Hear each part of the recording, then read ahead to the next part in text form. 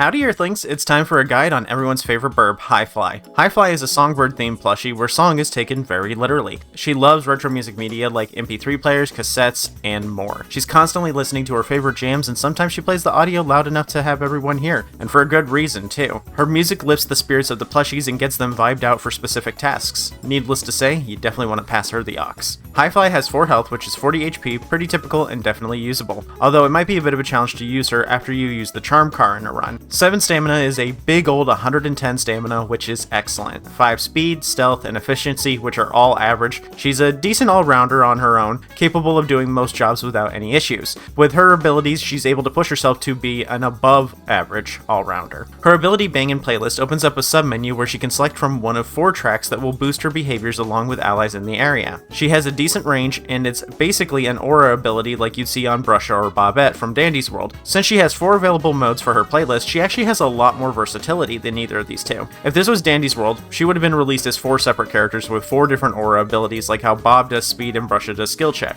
but Highfly gets all of them. Highfly's tracks give a 15% efficiency boost for track 1, which is at the top. On the right, it's 15% to stealth, which would push Spinette very close to Max Felicia's range. But overall, this isn't a track you'll use. For track 3 on the bottom, you'll have a 10% speed boost, which isn't much, but keep in mind there are other characters giving out similar speed boosts as well as boosting themselves. We don't want too many of these things going around. Then on the left, the 4th track is a stamina regen for 50%. Stamina regen will mostly be used selfishly since we can't view our teammate's stamina. Her other ability bumps up the volume with Bass Booster. This gives a 3 times boost to the buffs as well as extending its range. It stays at max for a very short amount of time, and then the range and strength of the buff rapidly decay until it's back to its original values. It makes it a bit of a challenge to capitalize on her base boost. Since Highfly can restore stamina in an area and has all of these other buffs, she's a better version of Astro. She can give these buffs out in an area and continually, and she receives copies of the buff, making her better than Bobette, other than not having a present. Last of all, since these machines can be used by 2 people, she can both buff and use the machine herself, or buff 2 people that are on the same machine. She's better than Brusha too, but that's a bar so low you could trip over it. If I had to describe Highfly as shrimply as possible, I'd say she's basically Lucio from Overwatch if he was in Dolly's factory. Unlocking her is a bit of a challenge. She has the potential to be much more rare than any of the boss plushies like Coda, Jellybell, and Maestro. You need 75% research on her reject, which is a lot for a non-boss. Her reject is an uncommon and is part of the regular floor's reject pool, so it's a bit of the squirm problem, but I don't think Reject Highfly needs her rates buffed. Right now, it might be more annoying to get her, but if her rates were buffed, you'd be seeing her a ton after unlocking her stuff, and you'd be way more annoyed by seeing her every floor. I think her encounter rate is just right where it is. You have better odds of seeing her the higher your run goes because the amount of rejects per floor goes up, so unlike other plushies, don't do low zone runs then leave. Stay for as long as you possibly can. But since she's part of the regular pool, it is possible to run into her at zone 1, which I have done before. Also, for some reason, she sometimes generates more fluff than the usual 7%. Dealing with her reject is very easy. She'll run up to you, then she creates an aura. If you leave the aura, she'll get bigger and hunt you down until she gets bored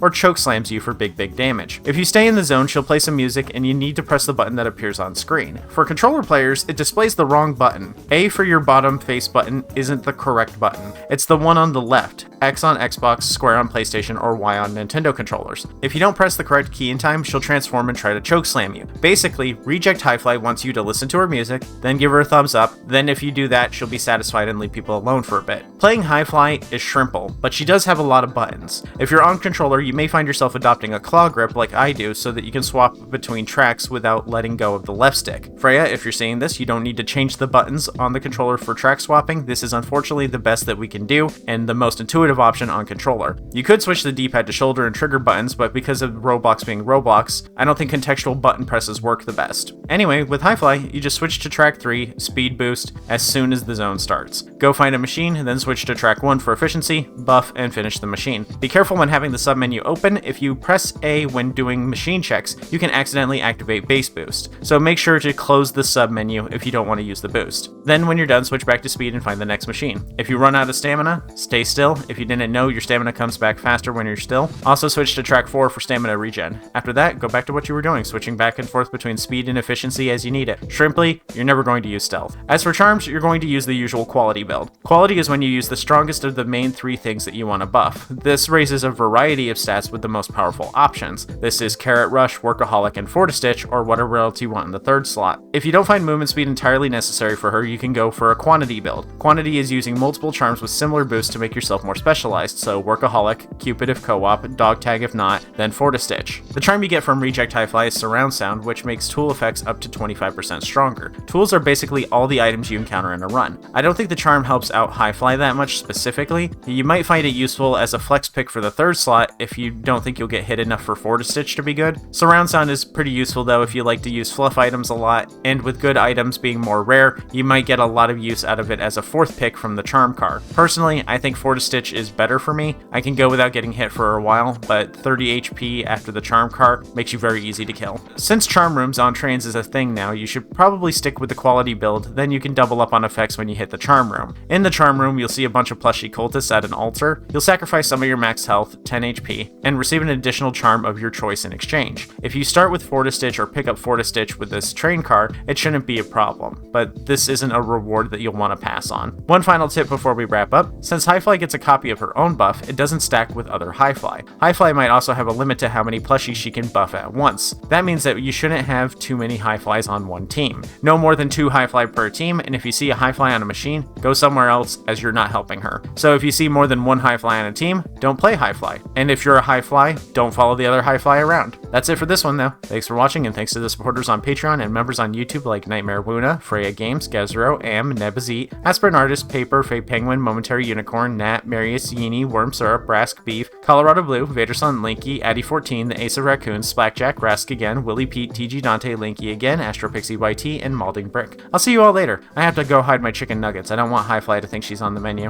Bye!